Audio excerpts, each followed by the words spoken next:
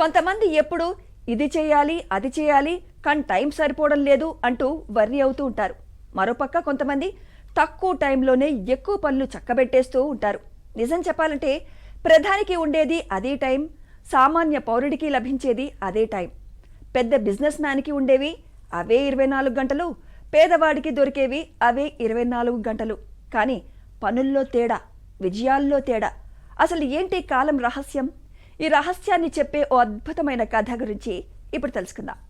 పార్కులో ప్రియురాలి గురించి ఎదురుచూసే ప్రేమికుడికి ప్రతి నిమిషం కూడా నెమ్మదిగా నడుస్తున్నట్లు అనిపిస్తుందట. కాని తీరా ఆ అమ్మాయి వచ్చాక గంటల కొద్ది టైం వెంట వెంటనే గడిచిపోతుంది. అంటే దీని అర్థమేంటి? కాలం అనేది మన మనసులోనే ఉంటుంది.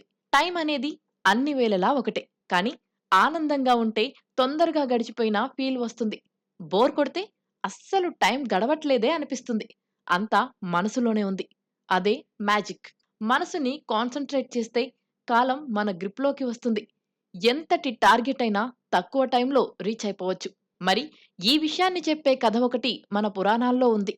పూర్వం కట్వాంగుడనే రాజు ఉండేవాడు. అతను మహావీరుడు. ఎంత వీరుడంటే దేవతలకి, రాక్షసులకు యుద్ధాలు జరిగితే దేవతలు ఈయన్ని హెల్ప్ అడిగేవారు. ఓసారి ఇలాగే యుద్ధంలో హెల్ప్ చేస్తే దేవతలు ఆయన్ని వరం కోరుకోమన్నారు. నాకు పెద్ద కోరికలేమీ లేవు. ఎంతకాలం బతుకుతానో మాత్రం తెలుసుకోవాలని ఉంది అన్నాడు కట్వాంగుడు. ఓస్ ఇంతేనా? ఇప్పుడే చెప్పేస్తామన్నారు దేవతలు.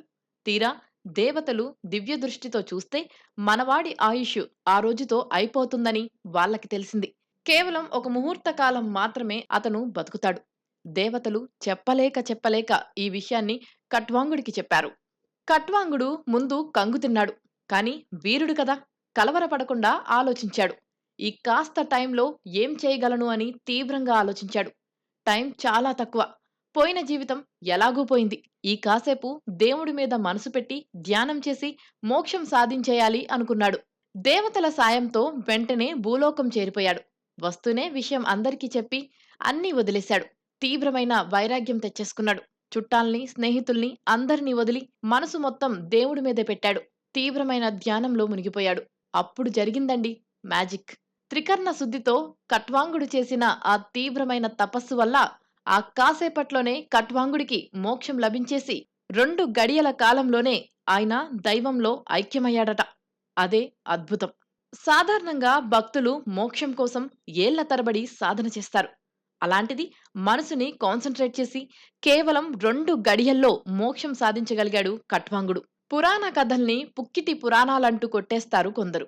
కానీ వాటిలో గొప్ప సత్యాలుంటాయి.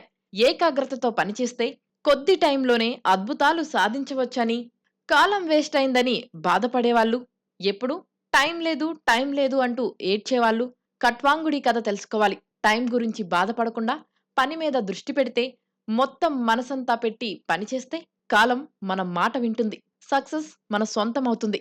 కట్వాంగుడి కథ మనకు చెప్పే మంచి మాట ఇదే.